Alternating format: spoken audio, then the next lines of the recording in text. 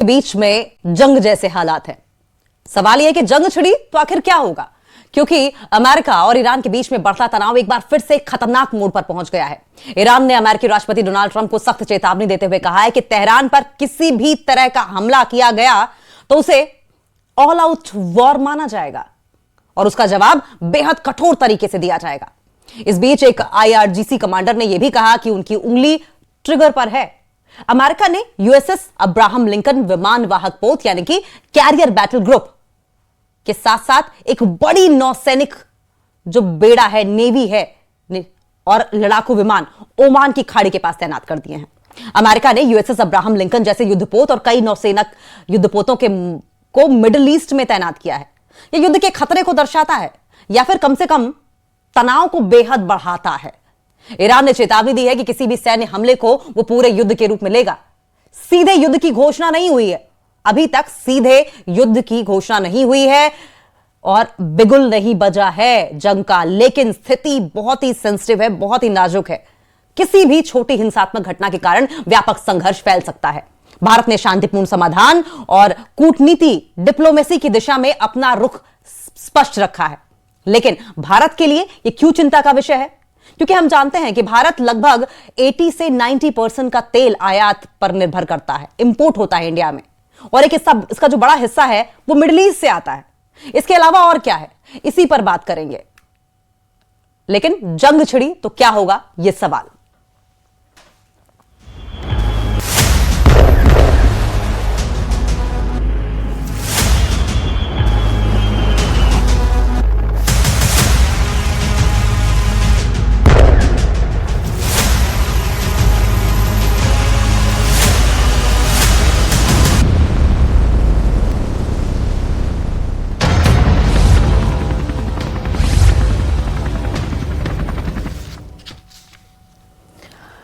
और इसी पर चर्चा करने के लिए हमारे साथ प्रोफेसर अजिताब, फॉरेन एक्सपर्ट, जुड़ गए हैं। आपका बहुत बहुत स्वागत है सर। मौलाना Aslam Rizvi, expert Iran affairs, आपका भी बहुत बहुत स्वागत है। डॉक्टर मोहम्मद अमीन, फॉर्मर डिप्लोमेट है, आपका भी बहुत बहुत स्वागत है सर। सबसे पहले मौलाना असलम रिजवी साहब, आपके पास आते हुए, क्या ईरान और अमेरिका जंग के मुहाने पर खड़े हैं सर? बहुत बहुत शुक्रिया आपका और आपके पैनल में मौजूद जितने लोग हैं, और आपको मैं दिल की गहराई से सलाम करता हूं। देखिए, इसमें जो जंग है वो ज्यादातर साइकोलॉजिकल वार है और अमेरिका इस जरिए से ईरान को झुकाना चाहता है। 47 इयर्स हो गए ईरान के क्रांति और इनकलाब को कामयाब हुए, और उस वक्त से अमेरिका की कोशिश, जब जिमी कार्टर उस वक्त अमेरिका के प्रेसिडेंट थे, राष्ट्रपति थे, तो उस वक्त से ईरान की ये कोशिश है कि वो किसी तरह से ये जो हुकूमत है, जो इस्लामी हुकूमत है, जो एंटी अमेरिका हुकूमत है, इसको जो है इसका तख्ता पलटे। लेकिन सारी कोशिशें अमेरिका ने कर डाली और तमाम कोशिशों में वो नाकाम हुआ। यहाँ तक कि सद्दाम हुसैन के जरिए से ईरान पर 8 साल जंग थोपी और उसके बाद भी ईरान का वजूद मिटा नहीं सका। तो उसने मुख्तलिफ बहानों से कोशिश की, लेकिन अब ये जो आखिरी कोशिश है कि जंग का ऐलान करके अमेरिका ईरान को जो है वो अपनी बात मनवा ले।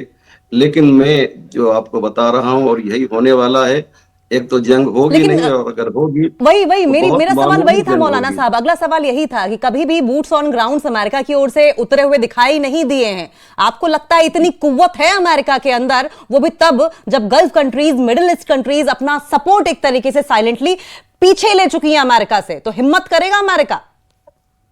जी हाँ, अमेरिका ताकत के एतबार से ईरान से बहुत आगे है और हिम्मत के एतबार से ईरान से बहुत पीछे है। तो जंग जो है ताकत से ज्यादा हिम्मत से हुआ करती है, ये दुनिया जानती है। इसलिए अमेरिका जो डरा हुआ है कि मैं अगर हमला करता हूं तो उसका जवाब जो है, जो उसके 9 बेसेस हैं खाड़ी के देशों में, वो सारे के सारे ईरान ने कहा है। अभी जो शहराम ईरानी, जो ईरान के बड़े कमांडर हैं, उनका बयान आया है कि हमने पूरी तैयारी यूएसएस अब्राहम लिंकन जो युद्धपोत है, जो बहरी बेड़ा है, उसको तबाह करने की कर ली है। और अगर अमेरिका ने ऐसा किया तो जैसा हश्र इजराइल का हमने किया है वैसा ही अमेरिका का होगा। इजराइल को भी दुनिया कहती थी कि बहुत बड़ी ताकत है और अनबीटेबल है, लेकिन दुनिया ने ये देखा कि किस तरह से ईरान ने उसका जवाब दिया। मैं फिर रिपीट कर रहा हूँ, अमेरिका बहुत बड़ी ताकत है, लेकिन जंग जो है वो ताकत से ज्यादा जज्बे से लड़ी जाती है, और वो जज्बा ईरानियों के पास है। मैं 2 मिनट में अपनी बात कंप्लीट कर दूं कि ईरानी एक शिया कौम है और ये अपना रोल मॉडल इमाम हुसैन को मानते हैं, और इमाम हुसैन का ये पैगाम है कि कभी भी जालिमों के सामने झुकना नहीं, तुम्हारा सर कट जाए तो सर कटवा देना, लेकिन सर झुकाना नहीं। ये खुद इमाम हुसैन का जुमला है। और ये शिया कौम जो है ये खुद को जो है आपने देखा है मुहर्रम में मातम करती है, ये किसी को सताती नहीं है। जैसा कि आप भी जानते हैं, और ये जुमला बड़ा मशहूर हो गया है कि हमको छेड़ो नहीं, और अगर छेड़ोगे तो हम तुम्हें छोड़ेंगे नहीं। मौलाना असलम रिजवी साहब, इमाम हुसैन का ये जुमला जो है वो वास्तविकता के धरातल पर दुनिया भर में हमने देखा है किस तरीके से लोग फॉलो करते हैं, और एक जबरदस्त सपोर्ट आयतुल्लाह खamenei जो कि ईरान के सर्वोच्च लीडर है उनको लेकर देखने को मिल रहा है, चाहे हिंदुस्तान हो चाहे दुनिया भर के किसी भी हिस्से में तमाम मुस्लिम या शिया कम्युनिटी के लोग रहते हो। प्रोफेसर अजिताब, फॉरेन एक्सपर्ट हमारे साथ जुड़े हुए हैं। अमिताभ साहब, अमेरिका आपको लगता है कुछ करेगा या सिर्फ गीदड़ बपकी देता रहेगा?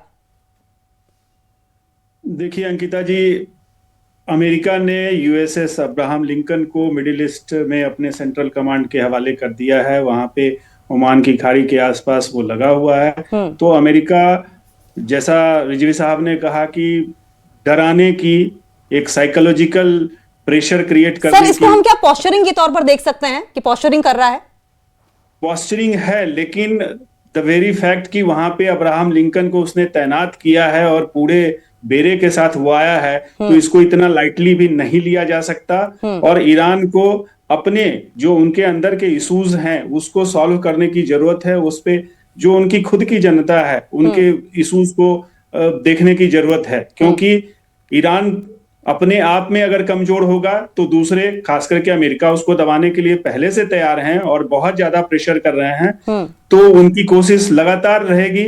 ईरान को अपने इश्यूज को सॉर्ट आउट करना बहुत जरूरी है, और उसके लिए ये बातचीत का रास्ता लें या अमेरिका और जो खाड़ी के देश हैं, खास करके जो इनके, चाहे वो सऊदी हैं, यूएई हैं। लेकिन अजिताब साहब, ईरान तो बार बार कह रहा है कि हम बातचीत करने को तैयार हैं। ईरान बार बार ये कह रहा है कि हमें न्यूक्लियर वेपन्स नहीं बनाने हैं, हमें न्यूक्लियर मिसाइल नहीं बनानी है, हमें न्यूक्लियर बॉम्ब नहीं बनाने हैं, क्योंकि हर कंट्री का अधिकार है न्यूक्लियर एनर्जी को प्रोड्यूस करना अपनी आवाम के बेहतरी के लिए। इसलिए वो न्यूक्लियर एनर्जी रखना चाहते हैं, वो यूरेनियम का एनरिचमेंट करना चाहते हैं।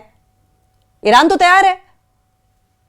यस, ईरान तो तैयार है, ईरान तो बार बार कह भी रहा है, लेकिन जो इनके कुछ जो एक्टिविटीज हैं उससे ये इसका भरपाई नहीं हो पा रहा है कि वो सिर्फ शांति के लिए ये न्यूक्लियर एनर्जी को बढ़ा रहे हैं या उसका कुछ उद्देश्य और है।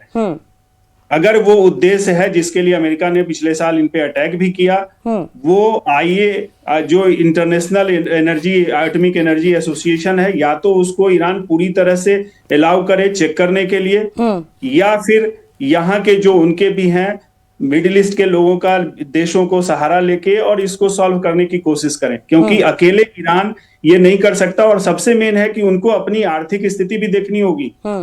इतना ज्यादा वहां पे बेरोजगारी है, वहां पे जो इशू है, जो उनके करेंसी की डिवैल्यू हुई है, उसको नजरअंदाज नहीं कर सकता ईरान। ठीक है, अपनी अगर जनता और अपने अगर इकोनॉमी मजबूत है तो वो किसी से भी मुकाबला कर सकता है, लेकिन ईरान वही मात खा रहा है। और उसके लोग, द वेरी फैक्ट की 100 से ज्यादा जो शहरों में इस तरह के वारदात हुए हैं, जो अपोजिशन हुआ आपकी है, इसी बात को सर, अजिताब सर, इसी बात को आगे बढ़ाते हुए डॉक्टर मोहम्मद अमीन, फॉर्मर डिप्लोमेट, हमारे साथ बने हुए हैं। सर, ईरान के इंटरनल हालातों की बात हो रही है, आप और ये कहा जा रहा है कि उस पर फोकस करना चाहिए ईरान को, लेकिन ईरान ये कह रहा है कि जो हिंसा भड़काई जा रही है वो बाहर से भड़काई जा रही है। हम इश्यूज हैं, लेकिन इश्यूज का कहते हैं तिल का ताड़ बनाया जा रहा है इजराइल के नैरेटिव से, अमेरिका के प्रोपेगेंडा से। आप इस बात से कितना सहमत है?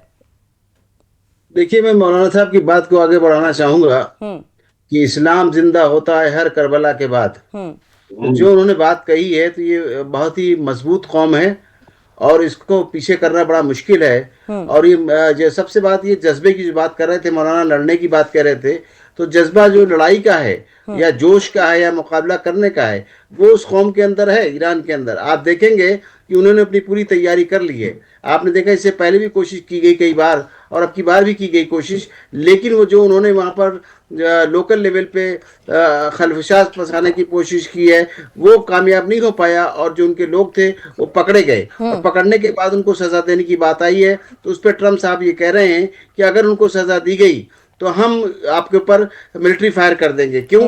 क्योंकि इस बात को ईरान और अमेरिका के बीच में एक तनाव की स्थिति देखी जा रही है। आप देखिए ईरान ने क्या कहा है कि अगर हम पे हमला करेगा तो हम उस पर भी जवाबी हमला करेंगे। ट्रम्प की जो धमकी है कि वो अगर यही कह रहे हैं कि अगर वहां पे प्रदर्शनकारियों के खिलाफ, क्या मतलब है?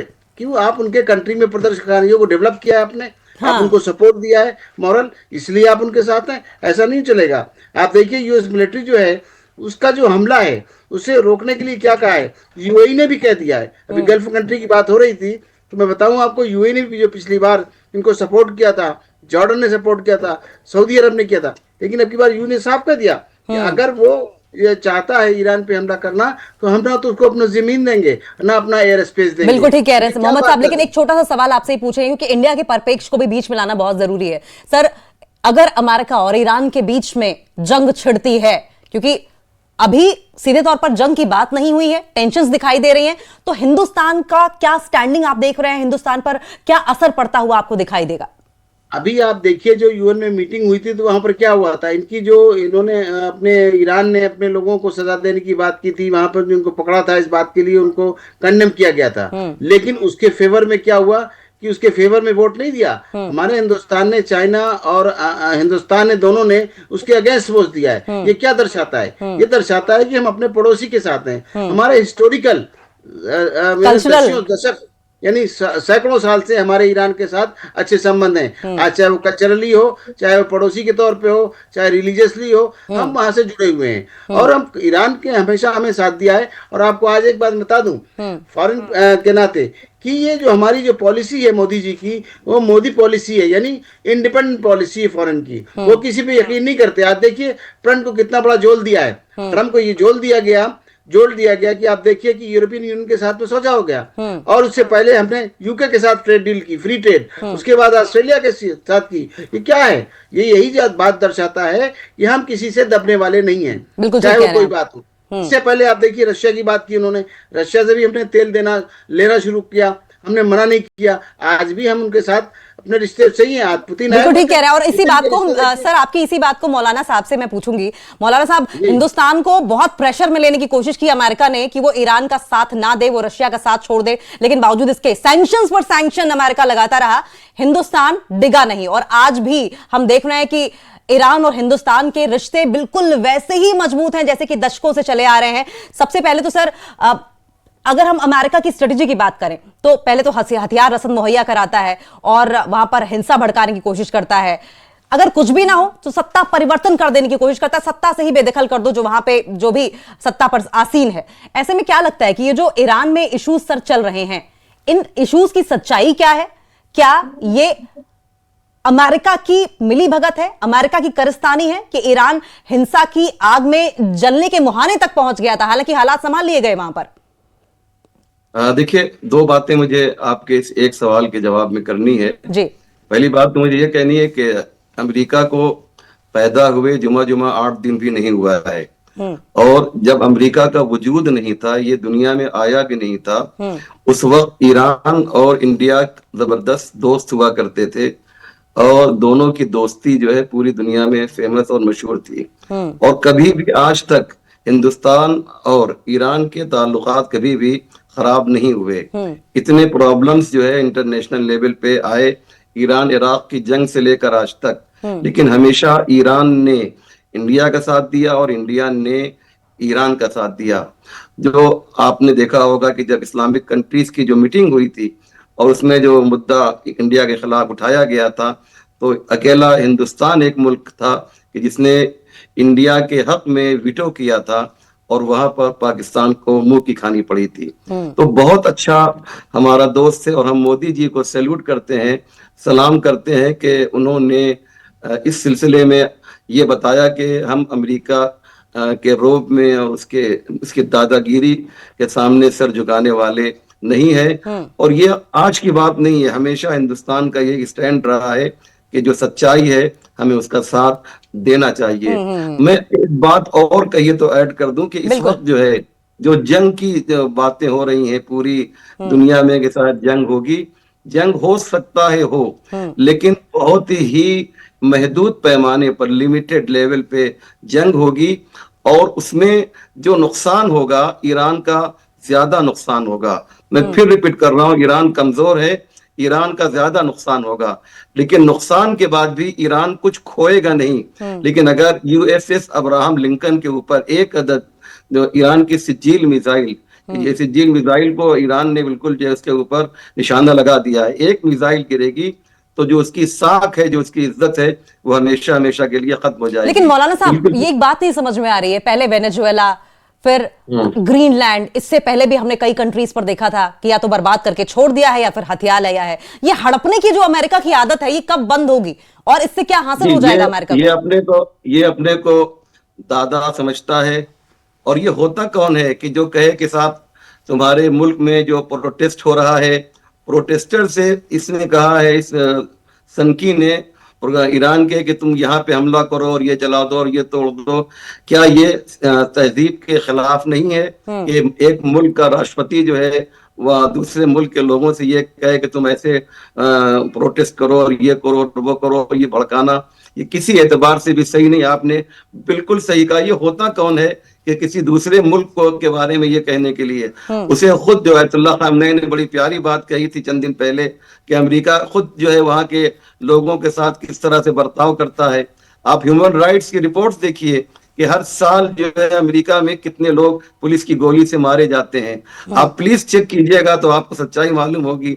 और वो ईरान के बारे में ये कहता है कि वहां पर ह्यूमन राइट्स की रियायत नहीं की जा रही है। पहले उसे अपने गरिबान में झांक के देखना पड़ेगा। मैं आपके तमाम व्यूअर से रिक्वेस्ट करना चाहूंगा कि अभी वो ह्यूमन राइट्स की रिपोर्ट देखेंगे कि अमेरिका में अमेरिकियों के साथ किस तरीके से जो है बर्बरता की जाती है, तो उनको समझ में आएगा कि वो मुल्क जो ढोंग रचाता है कि वो हमको जो है ईरान को ऐसे रहना चाहिए, पहले खुद जो है तुमको जो है अपने गरिबान में झांक कर देखना मौलाना होगा। साहब कहते हैं हिम्मत मर्दा तो मदद खुदा। बावजूद इसके कि ईरान हो सकता है लॉजिस्टिक्स के लिहाज से थोड़ा पीछे हो अमेरिका से, अमेरिका इतना पावरफुल हो के भी, इतने लॉजिस्टिक्स रख कर भी आज अकेला पड़ता क्या नहीं दिखाई दे रहा है। गल्फ कंट्रीज में अगर आप कतर देखें, सऊदी अरब, यूएई बहुत अच्छा दोस्त है, लेकिन बावजूद इसके वो कंट्रीज पीछे हटती हुई दिखाई दे रही है। एक्सपोज नहीं हो रहा है क्या अमेरिका? बिल्कुल, मैं इसको क्लियर कर दूं कि अभी 2 दिन पहले ये खबर आई थी कि यूएई ने जो है ये ऐलान किया है कि वो अमेरिका का साथ देगा। लेकिन जब हालात उसने खुद ये देखे कि इस वक्त ऐसा लग रहा है कि अमेरिका का साथ देने वाला कोई जो है नहीं उस एरिया में, तो आज ही वहां के फॉरेन मिनिस्ट्री ने एक जो है वो रस्मी तौर पे ऑफिशियली बयान जारी किया है और ये कहा है कि हम अपनी जमीन जो है किसी भी एतबार से अमेरिका को इस्तेमाल नहीं होने देंगे। ये वो दहशत है जो दुनिया में ईरान की जानिब से अमेरिका के खिलाफ देखी जा रही है। यानी वो मुल्क जो कल तक अमेरिका के सामने जो झुके हुए थे, सरे न्याज खम किए हुए थे, आज वो भी अमेरिका के साथ नहीं है। ये बहुत बड़ी उसके गुरूर को तोड़ने की एक दलील है जो आज पूरी दुनिया देख रही है। उम्मीद कर रहे हैं कि अमेरिका अभी भी आईना देखकर संभल जाए। लेकिन अजिताभ सर, हम देख रहे हैं चाहे वो साउथ एशिया हो, चाहे ईरान हो, चाहे ग्रीनलैंड हो, चाहे वेनेजुएला हो, या फिर नेटो की कुछ कंट्रीज हो, रशिया हो, चाइना हो, किसी को छोड़ नहीं रहा है अमेरिका। सबसे दुश्मनी मोल लेने की कोशिश कर रहा है। सुप्रीम पावर बने रहने की ये जो डेस्परेशन है, ये कहां लेकर जाएगी, सबसे बड़ा सवाल तो ये है। लेकिन उससे अगर हम इतना डीप में जाएं, हम इंडिया के ऊपर इफेक्ट की बात करें, अमेरिका और ईरान के बीच में अगर जंग छिड़ी, तो सर अगर डीप में जाएं तो ऑयल के लिहाज से, ट्रेड के लिहाज से, सिक्योरिटी के लिहाज से डीप में अगर हमें समझाएं कि आगे चीजें कैसी आपको बनती हुई बिगड़ती हुई दिखाई दे रही, क्योंकि क्या डायरेक्ट इसका इंपैक्ट पड़ेगा या फिर इनडायरेक्ट लॉन्ग टर्म इफेक्ट दिखाई दे सकता है? देखिए, भारत पे तो इसका असर ऑलरेडी हो रहा है और हम अमेरिका के इस तरह के प्रयासों से, इस तरह के एग्रेसिव अप्रोच से भुक्तभोगी रहे हैं। भारत को बहुत कुछ खोना पड़ा है। ईरान और भारत के ऐतिहासिक जैसा रिजवी साहब ने कहा, ऐतिहासिक रिश्ते रहे हैं हमारे, और उस पे आंच आने की बहुत दिनों से। जैसे अब एक एग्जांपल अगर मैं दूं तो चाबहार पोर्ट का ही बात कीजिए। 2003 से भारत कोशिश कर रहा है उसको बनाने की, और भारत ने काफी इन्वेस्ट किया है उस पे। सिर्फ उसका ये उद्देश्य है कि ईरान से हमारे ताल्लुकात अच्छे होंगे, और साथ में जो मध्य सेंट्रल एशिया के जो कंट्रीज हैं उनसे जाने आने का, उनसे व्यापार का हमारा रास्ता खुलेगा। उस पे भी अड़चन आ गई है। एनर्जी की आपने बात की, ऊर्जा का बहुत बड़ा सोर्स रहा है। इनफैक्ट एक समय ऐसा था कि ईरान ईरान के हम तीसरे सबसे बड़े पार्टनर थे ऑयल के लेने के संदर्भ में। वहां भी हम पीछे हो गए हैं, अमेरिका की दादागिरी की वजह से हमें रोकना पड़ा वो। तो चाहे वो तीसरा आप लीजिए व्यापार के, ईरान से हमारे बहुत अच्छे व्यापार रहे हैं। अमेरिका की बंदी की वजह से, उनके बैन की वजह से हमें उस पर भी रोकना पड़ा। तो हर तरह से भारत बहुत ज्यादा सफर किया है, और आगे ये कंटिन्यू रहेगा। इसका समाधान हमें देखना ही देखना होगा, खास करके जब अमेरिका जिस तरह की ग्लोबल डिसऑर्डर पूरे दुनिया में इसने कर रखा है, अब अपने नेबर को, कनाडा तक को नहीं छोड़ रखा है, मेक्सिको को इसने ऊपर किया है। तो आप और इतनी दूर आके ईरान पे उसकी नजर इस तरह से हुई है, डेफिनेटली जैसा रिजवी साहब ने कहा कि भाई कोई भी उसका साथ नहीं दे रहा है। यूएई, सऊदी, कतर, ओमान, किसी ने भी उसका साथ देने की नहीं बात की है। और ऊपर से भारत पे इस तरह का हमेशा दबाव बनाना कि ईरान से आप डीलिंग कीजिए, ये भारत के लिए, और भारत ने कभी झुका नहीं है अमेरिका के सामने। भारत कभी नहीं झुका है। भारत हमेशा एक निरपेक्ष की नीति अपनाया, और ईरान के साथ तो हम कमिटेड हैं। बिल्कुल, हम कमिटेड है, और ये कमिटमेंट लगातार बनी रहेगी, चाहे देश के प्रधानमंत्री हो या देश की जनता हो। हर कोई इस वक्त ईरान के साथ खड़ा दिखाई दे रहा है। डॉक्टर मोहम्मद अमीन सर, ईरान की स्टैंडिंग हमें दिखाई दे रही है, ईरान की हिम्मत हमें दिखाई दे रही है। सर, अमेरिका का क्या? इतने फ्रंट्स पे वॉर छेड़ने की कोशिश करता है अमेरिका, ऐसे में अभी आपको अमेरिका की स्टैंडिंग क्या दिखाई दे रही? कहीं ऐसा तो नहीं कि सुप्रीम पावर बने रहने की होड़ में वो बिल्कुल अकेला अलग थलग पड़ जाए? ट्रंप क्या करना चाह रहे हैं? ऐसा तो किसी भी प्रेसिडेंट ने नहीं किया जो ट्रंप करना चाह रहे हैं। आपने देखा अंकिता जी, जो इकोनॉमिक फोरम की डावोस में मीटिंग हुई थी, उसमें कितना अकेला पड़ गया अमेरिका है। उसके लिए चाहे मार्क कार्नी हो कनाडा के, उन्होंने भी उल्टा स्टेटमेंट दिया, उनके साथ बात नहीं की। और इधर यूरोपियन यूनियन का जो हमारे साथ हुआ है, हमारे जो कॉन्ट्रैक्ट में फ्री ट्रेड, इससे भी उनको तकलीफ हुई है। और ऐसा नहीं है कि हम उन्हीं के साथ हैं, हम आप देखिए यूके के साथ भी हमारे हैं, ऑस्ट्रेलिया के साथ भी है, चारों तरफ इंडिया ने कभी ईरान के बारे में सोचा ही नहीं है। ईरान को अपना दोस्त माना है, इसी तरह रशिया को भी अपना दोस्त माना है। ये वो समझते थे अमेरिका वाले कि शायद उनके दबाव में काम करेंगे, लेकिन हमारी जो स्वतंत्र पॉलिसी है हमारी इंडिया की, वो 1 to 1 है, 1 to 1 बायलैटरल होता है हर चीज का, और एक दूसरे को हम समझते हैं। लेकिन वो ये सोचे कि उनके दबाव में इंडिया आएगा, अब बिल्कुल नहीं आने वाला। आप देखिए, पहले जाना जाता था आपका अमेरिका, चाइना और रशिया, आज हिंदुस्तान भी उसी लाइन में खड़ा हुआ है, उसको भी गिना जाता है उसी चौथी लाइन में। तो क्या है ये दिखाता है कि दुनिया की तरक्की में हम ऊपर हैं, हर तरीके से हम साथ देंगे, और हम अपने पड़ोसियों को नहीं छोड़ेंगे। जो अभी रशिया के साथ, पुतिन के साथ हमारे प्राइम मिनिस्टर ने दिखाया, कंधे से कंधा मिला के उनको आए, इतना वार्म वेलकम दिया, कि क्या दर्शाता है। और जहां तक सवाल है ईरान का, ईरान के अंदर घुसने नहीं देंगे ये लोग। क्यों? क्योंकि चाइना भी कोई उनका दोस्त नहीं है अमेरिका का, रशिया भी कोई दोस्त नहीं है अमेरिका का, और हिंदुस्तान के साथ कोई उन्होंने अच्छा काम नहीं किया है। कभी भी बात की है तो उन्होंने पाकिस्तान को हमारे सामने खड़ा कर दिया है, पाकिस्तान को हथियार दिए हैं, पाकिस्तान को फाइनेंशियल असिस्टेंस दी है। हमको क्या दिया है? हमसे सिर्फ बातें बनाने की बात। और अभी भी रशिया को लेके हमारे 50% उड़ा के कर दिया ड्यूटी। क्या है? ठीक है, कर दीजिए, उससे दबे नहीं हम लोग। हमने अच्छा मोहम्मद साहब, जल्दी से अगर हम ये बात कहें, पहले तो हमें कई 2 धड़ों में दुनिया बढ़ती हुई दिखाई दे रही थी, लेकिन जब से ईरान की बात आई है, अमेरिका अब तो 2 धड़े भी ढंग से दिखाई नहीं दे रहे हैं। अब तो ज्यादातर लोग ईरान के साथ ही खड़े हैं। हाँ, ईरान के साथ तो है ही ज्यादातर लोग। अब गल्फ ने भी साथ छोड़ दिया उनका। अब देखिए ना, वेस्ट एशिया में भी देख लीजिए, और ईस्ट एशिया में तो सवाल ही नहीं उठता उनके साथ में। वो कहाँ जाएंगे? इतनी दूरी से यहाँ चाहते थे कि हम अफगानिस्तान में अपना बेस ले लें, जो बनाया हुआ था रशिया ने पुराना, वो भी मना हो गया। उनका जो एयरपोर्ट था वो भी मना कर दिया गया। यहाँ सर, क्या ईरान के मसले पर ही वर्ल्ड ऑर्डर हमें बदलता हुआ दिखाई देगा? क्या ईरान ही वो वजह बनेगा? देखिए, रशिया और चाइना ये दोनों उनके पीछे हैं, ईरान के पीछे हैं हर तरीके से। देखिए, ईरान को रशिया ने क्या किया है कि रशिया ने ईरान को अपने एयरक्राफ्ट दिए हैं जो न्यूक्लियर वार के लिए एक्टिव हैं, और न्यूक्लियर कैरियर लेके जाएंगे उनकी मिसाइलें। इसलिए घबराए हुए। क्यों? वो जानते हैं अगर ज्यादा ये एक्टिव हो गया ईरान, तो खत्म कर देगा। इससे पहले आपने देखा मिसाइलें उनकी गई है वहां तक, फिलिस्तीन की लड़ाई में देखा आपने, वहां पर इसराइल तक पहुंच गई और उनके कई डैमेज किए हैं, उनकी जो डोम थी वहां तक पहुंच गए। तो ये सोचते हैं कि क्योंकि इसमें इसराइल को ज्यादा खतरा है, अमेरिका तो बहुत दूर है, अमेरिका इतनी दूर से आकर लड़ने में मुश्किल है, लेकिन हमारे ये पोत वगैरह जो है, उनके जो जहाज हैं अब्राहम और उनके जो सपोर्ट में आए हुए हैं, ये कुछ काम नहीं देने वाले, पानी के अंदर खड़े हैं। बिल्कुल। मोहम्मद साहब, पिछले 12 दिनों की लड़ाई, पिछले 12 दिनों की जंग को देखते हुए इजराइल अब की बार हिम्मत नहीं जुटा पा रहा है कि वो फिर से अटैक कर दे, कैलकुलेशन का दौर वहां पर चल रहा है। बहुत बहुत शुक्रिया।